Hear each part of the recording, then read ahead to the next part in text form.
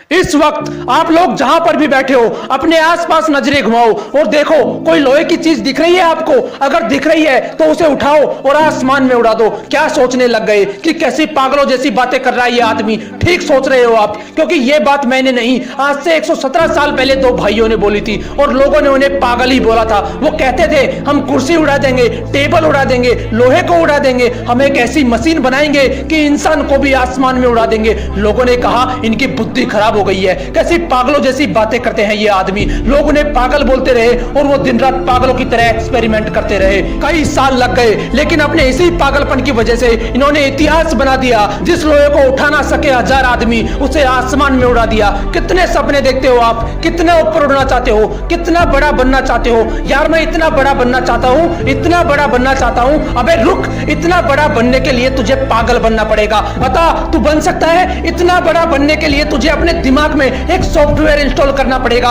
कि मैं 1000 बार फैलूंगा तब भी नहीं रुकूंगा। बोल तू कर सकता है ऐसा? अगर कर सकता है तो तू भी एडिसन जितना बड़ा बन सकता है। एडिसन एक ऐसा महान इंसान जो आज इस दुनिया में नहीं है, लेकिन उसके द्वारा किए गए 1093 आविष्कारों में वो आज भी जिंदा है। ये वही पागल इंसान है जो कहता था कि कांच से लाइट जला दूंगा, रात में भी दिन जैसा माहौल कर दूंगा। उस पर भी लोग चिल्ला रहे थे कि तू पागल हो गया है, ऐसा हो ही नहीं सकता, तू ऐसा कर ही नहीं पाएगा। लेकिन वो इंसान भी जिद्दी इंसान था। उसके पागलपन ने उसे ना रुकने दिया ना थकने दिया। हर बार फेल होने के बाद सिर्फ एक ही बात बोलता था कि साला एक बार और ट्राई करूंगा। वो 1000 बार फेल हुआ, लेकिन उसी पागल इंसान ने बल्ब का आविष्कार किया और इस दुनिया को रोशन करके चला गया। बनना चाहते हो इनकी तरह? बनना तो चाहता हूं, लेकिन मेरे पास इतनी फैसिलिटीज नहीं है। कुछ करना तो चाहता हूं, लेकिन मेरे पास पैसे नहीं है। बड़ा बनना तो चाहता हूं, लेकिन मेरा आईक्यू कम है। अबे रुक, कितना कम है तेरा आईक्यू? किताब में लिखा हुआ तो समझ में आता है ना तुझे। तेरा दिमाग जिम के जितना कमजोर तो नहीं है,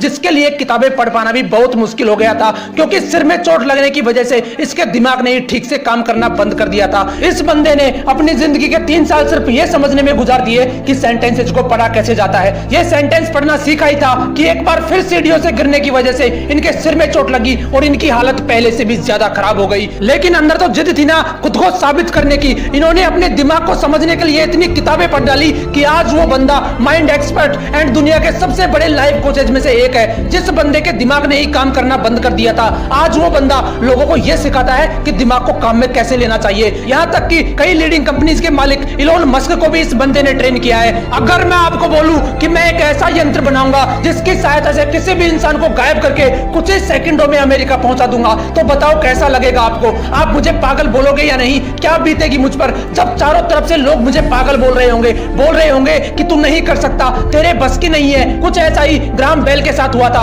वो बोलते थे कि ऐसा यंत्र बनाऊंगा जिससे आप भगवान की तरह हजारों किलोमीटर दूर बैठे किसी भी इंसान से बात कर पाओगे। लोगों ने कहा ये पागल हो गया है, इसकी बुद्धि फिर गई है। लोग चिल्लाते रहे उस पर, लेकिन वो नहीं रुका। एक के बाद एक एक्सपेरिमेंट करता चला गया और वो यंत्र बनाकर दिखा दिया जो पूरी दुनिया को असंभव लगता था, जिसे आप टेलीफोन के नाम से जानते हो। क्या अलग था इन लोगों में यार? ये कोई भगवान थे या इनके रावण की तरह 10 सिर थे? इनके शरीर में भी 206 हड्डियां थी, वही लाल रंग का खून था। फर्क सिर्फ इतना है कि ये इंसान जिद्दी इंसान थे। इनके अंदर एक ऐसा पागलपन था कि साला 1000 बार फेल होना मंजूर है लेकिन हारना नहीं। तुम्हारे पास 1000 बहाने होते हैं, लेकिन उनके पास सिर्फ एक सपना था और उस सपने को पूरा करने के लिए उन्होंने अपनी जी जान लगा दी। लेकिन तुम सिर्फ सपने देखते हो, उन्हें पूरा करने के नाम पर तुम्हारी हवा टाइट हो जाती है। क्या अलग था यार इन लोगों में? वो भी तुम्हारी तरह ही इंसान थे, फिर तुम क्यों नहीं कर सकते? तुम क्यों ऐसा सोचते हो कि लोग क्या सोचेंगे? क्यों अपने आप को कमजोर फील करते हो? क्यों तुम एक ठोकर लगने के बाद हार मान लेते हो? याद रखना, हारने वाला कभी असफल नहीं होता, लेकिन जो हार मान लेता है वो कभी सफल नहीं होता।